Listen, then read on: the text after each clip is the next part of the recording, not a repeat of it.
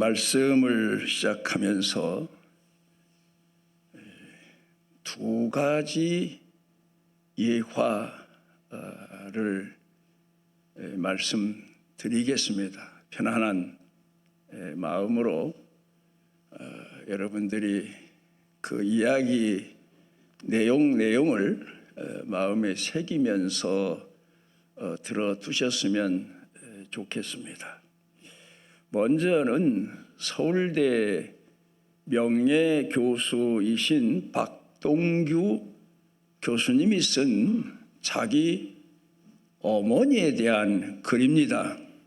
길게 썼는데 그 중에서 한 대목만 소개를 하면, 아버지가 먼저 피난을 가셨고 한 달 동안 인민군 치하에서 생활하다가 아무래도 우리도 피난을 가야 되겠다 해서 어머님이 아들하고 또 그 아래로 낳은 아들과 딸 세 남매를 데리고 피난길에 나섭니다. 그리고 겨우 평택에까지 왔다가 이렇게 다니다가 어디 가서 무슨 일을 겪을지도 모르고 또 국군이 다시 서울로 오게 되면 남편도 피난 갔다가 올 텐데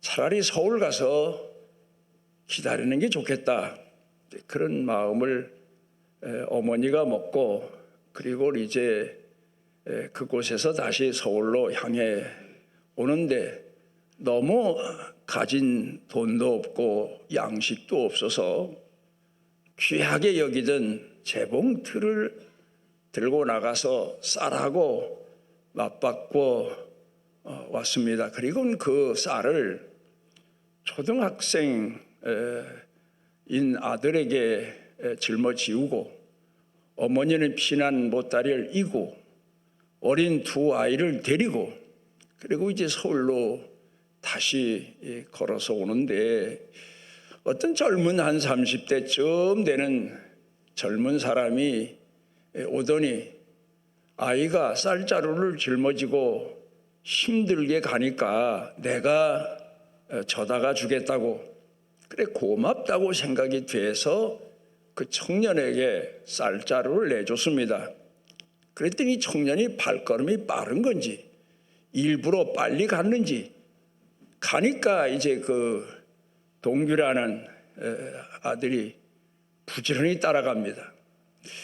그런데 한참을 가다 보니까 어머니도 뒤에 처졌고 양 갈래길이 나오는데 이 젊은 청년이 한쪽 길로 갈 수밖에요. 그런데 이 아들 동규는 생각을 해봅니다. 내가 만약에 저 청년 쌀자루 치고 도망가다시피 가는 청년을 따라가게 되면 어머니가 이 쌍갈래길에 와서 아들이 어느 길로 갔을까 걱정되실 거고, 그러다가 잘못 어머님이 길을 들어서면 영영 어머니를 잊어버릴 거고, 그래서 그냥 그 자리에 주저앉아서 어머님을 기다립니다. 청년은 이미 쌀자루를 치고 어디론가 가버렸지요. 어머니가 한참 후에 아이 둘을 데리고 보따리를 이고 그리고 그 주저앉아 있는 동규 앞에까지 오시더니 너 쌀자루 어쨌니? 그러니까 이 아이가 아까 청년이 치고 먼저 가버렸다고, 그러니까 어머니가 짐짓 놀라워하시더니 참 훌륭한 어머니입니다. 아이고 우리 아들이 똑똑해서 엄마 잃어버릴까 봐 쌀자루는 잃어버려도 엄마 잃어버리지 않기 위해서 이 자리에서 기다려줬다고 칭찬을 하는 겁니다. 우리네 같으면 뭐 큰 난리 났죠. 그리고 이제 어머니하고 서울을 향해서 오는데 얼마쯤 오다가 한 곳에 쉬고 있는데 어머니가 어디 가서 고구마 겨우 작은 거 둘을 얻어가지고 오신 거죠.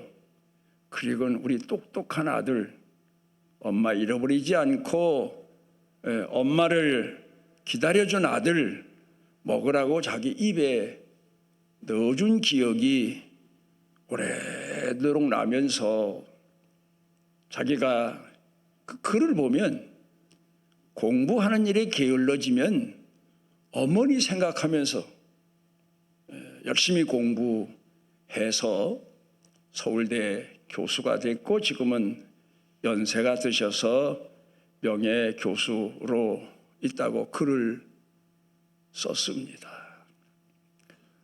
어머니는 아들이 그 피난길에 재산제 1호인 재봉틀을 주고 얼마나 각박했으면 쌀을 받고 왔는데 그걸 아들이 잊어버렸는데도 그거보다는 아들 안 잊어버리고 어머니를 기다려준 그 아들을 칭찬하고 또 그 아들과 함께 서울을 향해 오다가 어디서 고구마 겨우 작은 거 둘을 얻었는데 그걸 아들 입에 넣어주면서 똑똑한 우리 아들 하면서 칭찬을 했다는 겁니다. 아들은 어머니를 잃지 않기 위해서 생명과도 같은 쌀자루를 포기했고 어머니는 그 아들이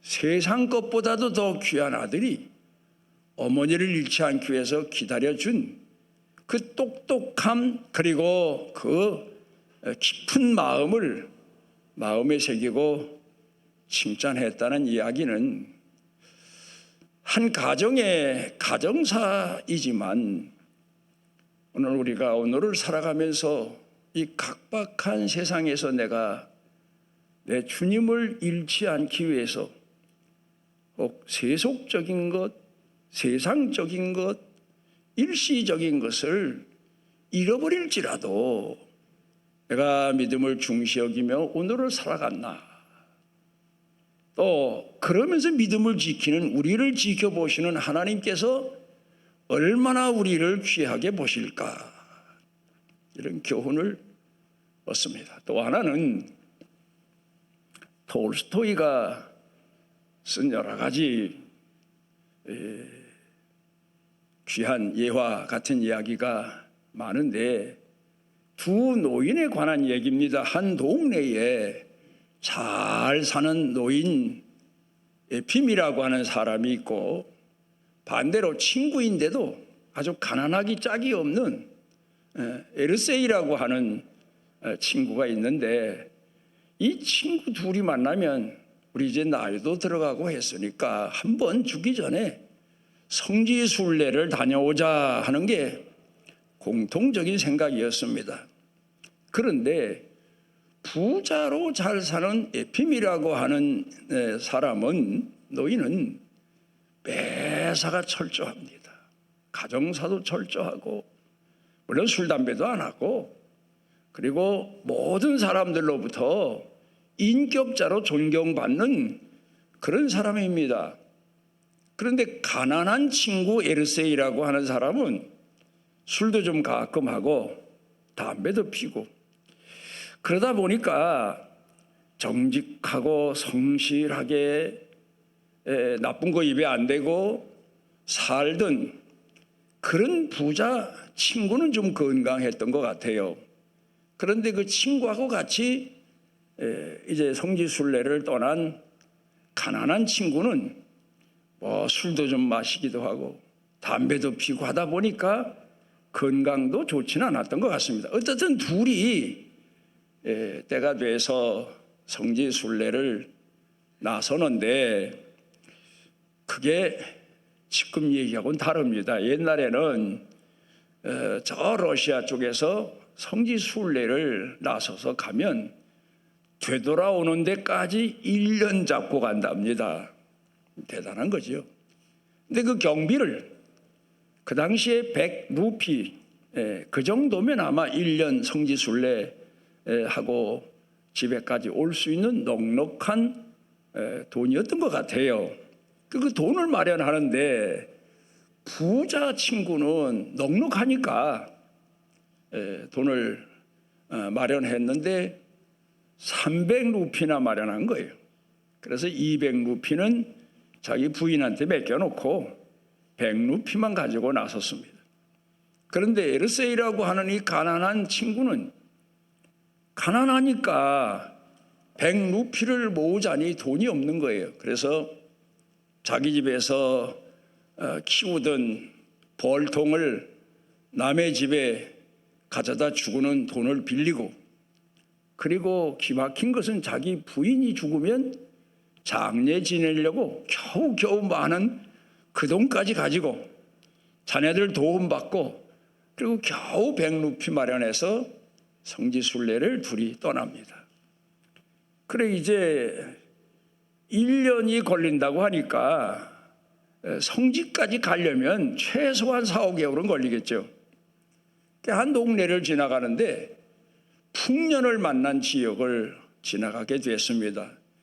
성지순례자입니다 하니까 그 당시에 많은 사람들이 그 사람들을 보고 호의를 베풀어서 돈 한 푼 들이지 않고 그 풍년을 맞이한 지역을 잠도 잘 자고 배불리 먹기도 하고 그러면서 지납니다. 그 지역을 벗어나서 그 다음 지역을 갔는데 거기는 흉년이 들은 그런 지역입니다. 근데 거기 쭉 왔더니 건강에 문제가 생긴 것 같아요.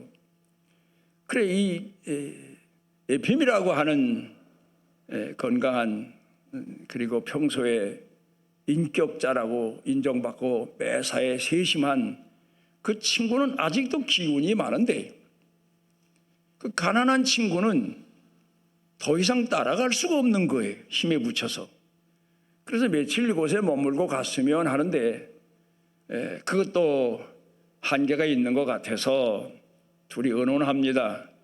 부자 친구가 먼저 성지순례를 가기로 하고, 그리고 가난한 친구는 그 지역에서 며칠 동안 쉬면서 건강 회복한 다음에 뒤에 따라가기로.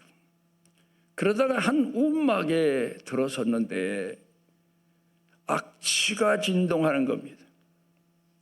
마치 하나님 앞에 저주받은 집같이 느껴지는 겁니다. 그 집안의 문 열고 들어가자마자 식구들이 병져 누워있죠. 몇 날 며칠을 못 먹어서 굶고 쓰러져 있지요. 이런 집에 들어간 겁니다. 그래서 자기 메고 가던 짐을 내려서 빵을 비워서 며칠 동안 먹을 걸 먹지 못하고 몸져 누워있는 식구들을 돌려가면서 먹입니다. 그리고 물도 구해다가 마시게 하고. 그러다 보니까 본인 자신의 건강을 챙길 새가 어디 있습니까?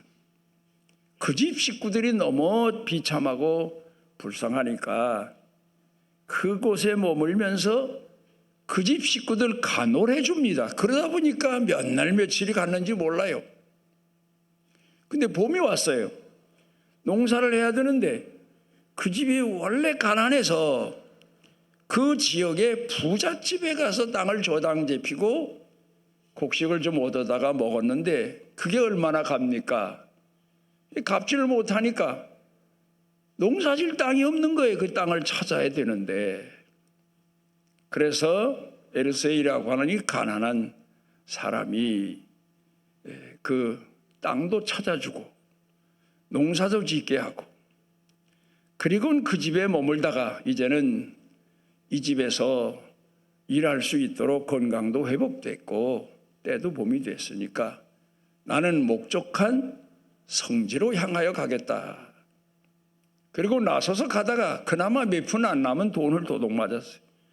더 이상 갈 수가 없으니까 자기 고향으로 돌아옵니다. 그런데 이 부자 친구는 성지까지 갔어요. 그리고 순례객들이 상당히 많이 옛날이나 지금이나 오는데 줄을 서서 한 곳 한 곳을 구경하고 그리고는 이제 뭐 성인들을 위해서 헌금도 하고 뭐 그러면서 가는데 사람들이 자기 앞서가는 사람들 중에 세상에 깜짝 놀랄 일이 눈에 보이는데 자기 고향 친구 가난한 친구 에르세이가 보이는 거예요. 아니 저 사람이 내 나중에 쳐져서 안 온 줄 알았더니 나보다 먼저 왔나. 그래서 그 친구를 가까이 가서 만나기 위해서 가보면 없는 거예요.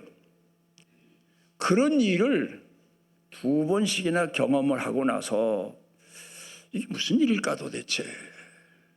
그리고는 그 성지 순례를 다 마치고 그 점이 의아스러운 거죠.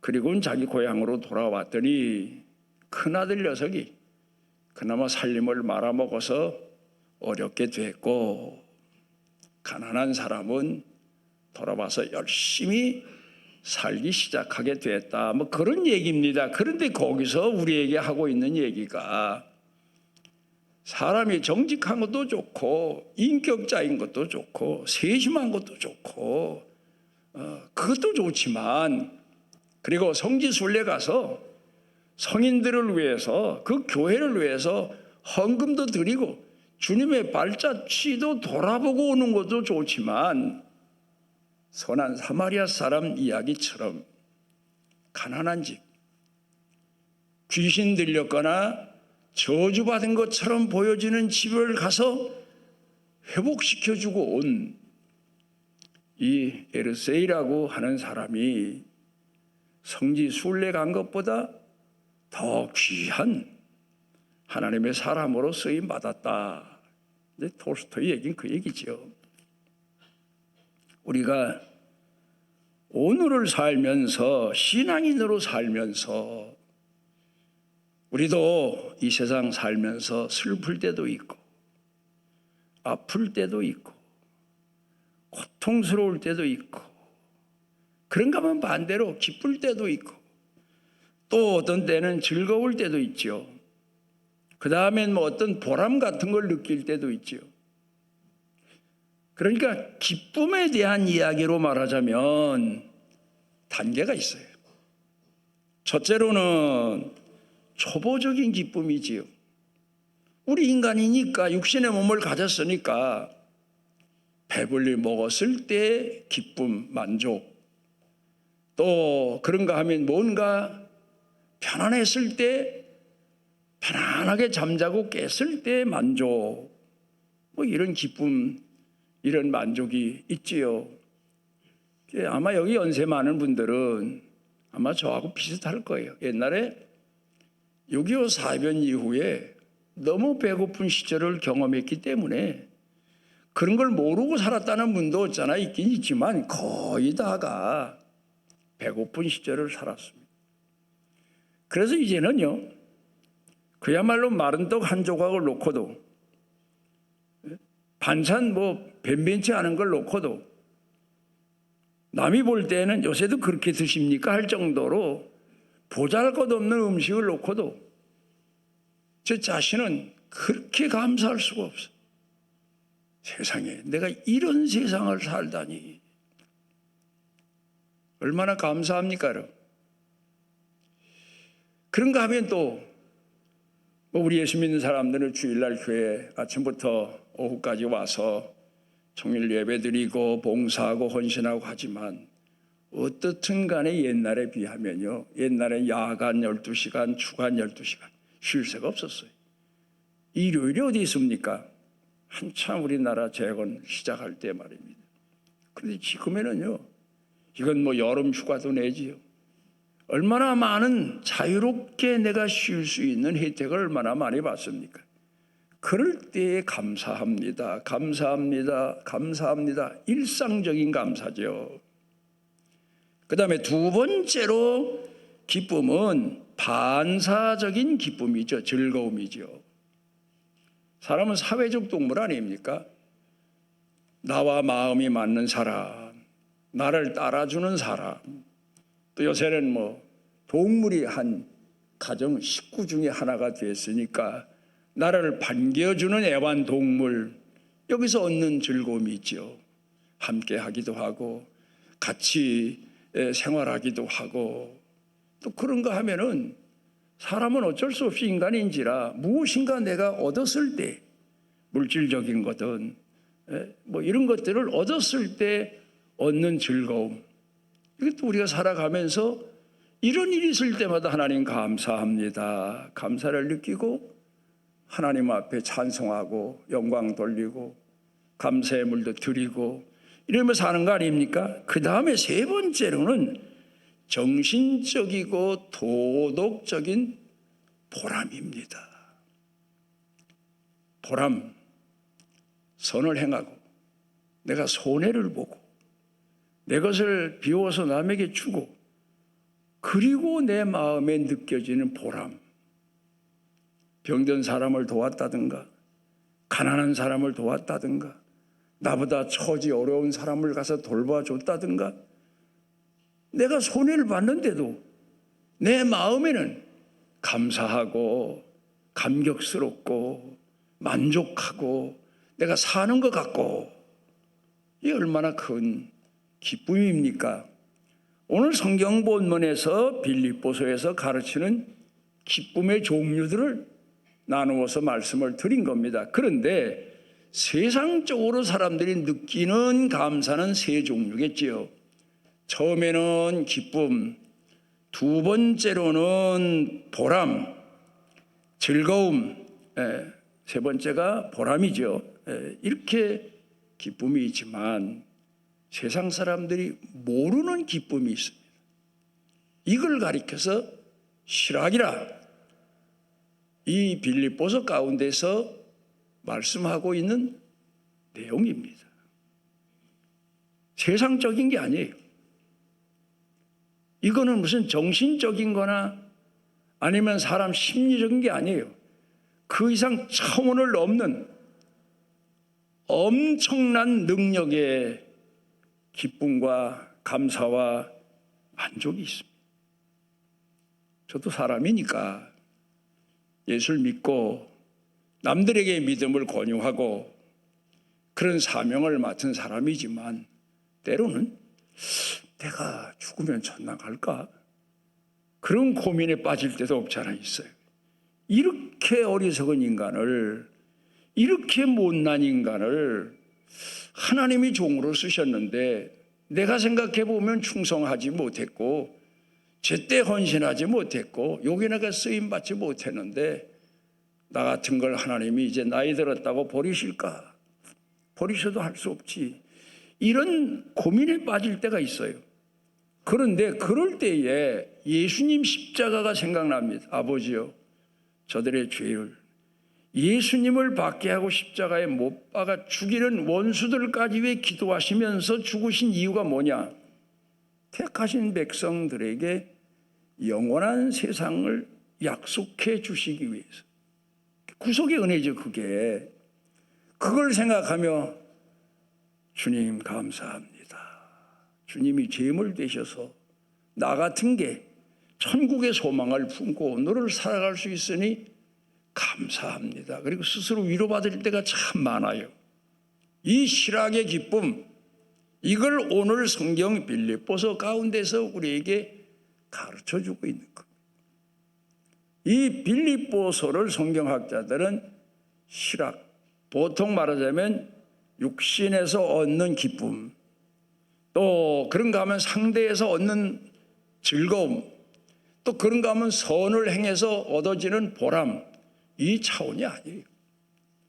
인간으로서 몸부림쳐도 채울 수 없는, 오직 창조주 하나님만이 채워주실 수 있고 약속해 주실 수 있고 우리를 붙들어 주실 수 있는 말씀과 성령의 능력입니다. 이걸 오늘 성경 본문에서 사도 바울이 빌립보 교회를 향해서 편지를 쓰고 있는 겁니다. 사도 바울이 빌립보 교회뿐이겠습니까? 아시아 7교회 각 흩어져 있는 교회들을 위해서 편지를 쓰는데, 이 사도 바울이 참 생각해 보면 특이한 사람이에요. 여러분 아시는 대로 스데반의 원수예요. 스데반을 돌로 때려 죽이는데 예수 믿는 사람들 핍박하고 잡아 죽이고 감옥에 가두고 이런 데 앞장섰던 사람인데, 스데반 집사가 돌로 맞아 죽을 때 그 앞에 섰던 사람이에요. 그 제일 먼저 돌 때리기 시작한 사람이다, 그 말이겠죠. 그런데 스데반이 다른 사람을 때려 죽였으면 뭐 천벌을 받아라, 너 얼마나 사나 봐라, 뭐 별 악담 저주 다 할 거 아닙니까? 돌에 맞아 죽으면서. 그런데 아버지요, 저들의 죄를 용서해 주십시오. 저 미쳤나? 그러지 않고야, 아니 저를 죽이는 나를, 우리들을 용서해 달라니. 심리학자들은 그럽니다. 성경학자들 틀림없이 아직도 예수님에 대한 복음을 받아들이지는 않았지만 그게 사도 바울이 마음에 걸렸을 거다. 그래서 성경학자들은 스데반 제자 바울이래요. 사도 바울. 원수를 제자로 삼았다는 거예요. 하나님의 사랑과 성령의 능력으로 그 사람을 용서해 주십시오.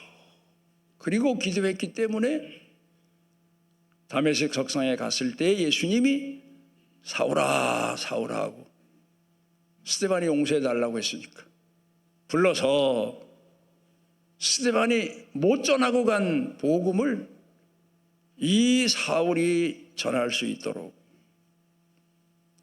사도들보다 더 다른 11 사도, 다시 제비 뽑은 사도까지 해서 12사도보다 더 많이 복음을 전하면서 큰 일을 행한 사람이 바로 사도 바울입니다. 그런데 여기서 또 하나 우리가 생각해 볼 수 있는 일이 있습니다. 지금 사도 바울이 빌립보 교회를 향해서 편지를 씁니다. 여러분이 며칠 전에 한국의 유명한 목사님이 감옥에 가서 한국 교회가 들썩거리고 여러 가지 얘기가 많았는데, 사도 바울이 감옥에 갇혀 있으면서 교회들에게 편지를 씁니다. 그게 교회들에게 편지를 쓰면 여러분 같으면 내 생각엔 억울하고 누명을 써서 감옥살이를 한다. 그러면 편지를 써서 여러분들 나는 여기서 신앙으로 위로받고 있습니다, 이럴 정도 분위기겠지. 감옥 밖에 있는 사람들에게 감동적이고 신앙의 길을 유도하고 이끌어주는 그런 글을 어떻게 씁니까? 오히려 감옥 밖의 사람들이 인내하십시오, 우리가 기도하고 있습니다, 하나님이 함께 하실, 위로 편지를 보내야 되는데 그걸 누가 안 봤나? 그거 없어요. 왜? 편지 썼을 텐데 안 썼나?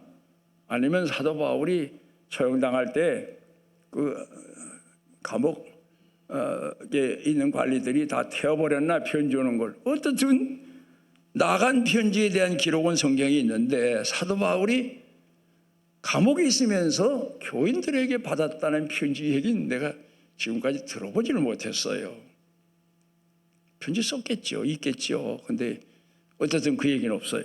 근데 사도 바울에 감사합니다. 감옥에 갇혀 있잖아요. 여러분, 그래서 우리가 오늘을 살아가면서 여러분들이 고민에 빠질 때, 머리로 해석이 안 될 때, 여러분 삶에 갈등이 올 때 여러분을 향하신 하나님의 섭리를 찾아보십시오. 도대체 나를 향하신 하나님의 뜻이 뭘까? 내가 이 길을 걸어가고 있고 이 일을 당하는 이 고통스러운 시련의 날들의 이유가 뭘까? 의미가 뭘까? 주관자가 누굴까?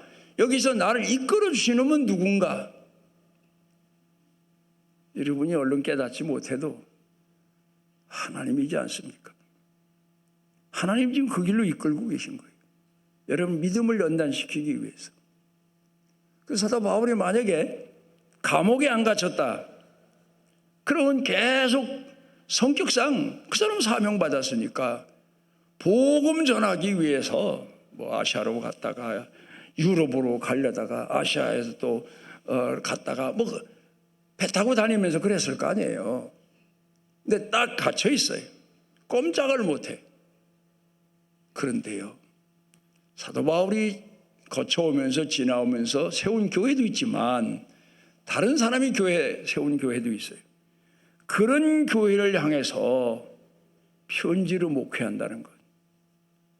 사도 바울은 이 은혜, 이 감격, 여기서 얻은 영혼 깊은 곳에 가득가득 채워진 실학의 은총이 달리 말하면 희열의 은총, 세상의 기쁨과는 바꿀 수 없는 가득 찼고 꽉 차 있는 그런 상태에서 교회를 향해서 편지를 씁니다. 그러면서 이 빌립보 교회를 향해서 나 자신이 너희를 위해서 관제로 드려질지라도, 내가 제물로 될지라도, 사한 제물로 살아갈지라도 나는 기뻐하고 기뻐한다. 이런 말이 어떻게 나올 수 있습니까?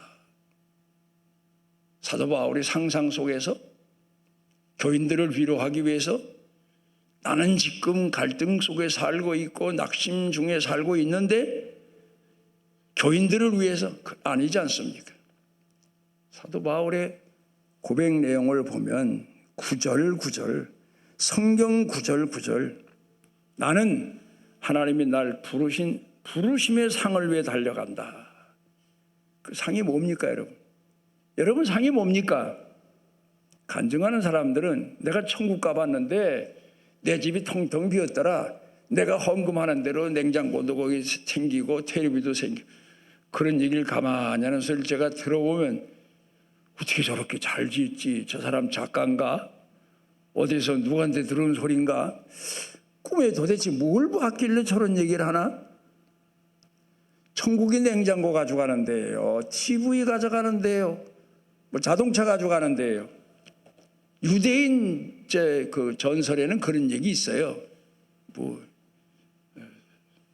자기가 천국에 와서 고속도로 죄를 시인하고 인정하니까 그저 고속도로 달려갈 수 있는 소나타를 줬대나 뭐 헌차를 줬대나 몰고 가다가 보니까 어떤 사람은 세단을 타고 가기도 하고 뭐 어떤 사람은 오토바이 타고, 이제 자기 마누라는 자전거를 타고 비실비실하고 가더라고. 뭐 이런 얘기도 있는데 이건 다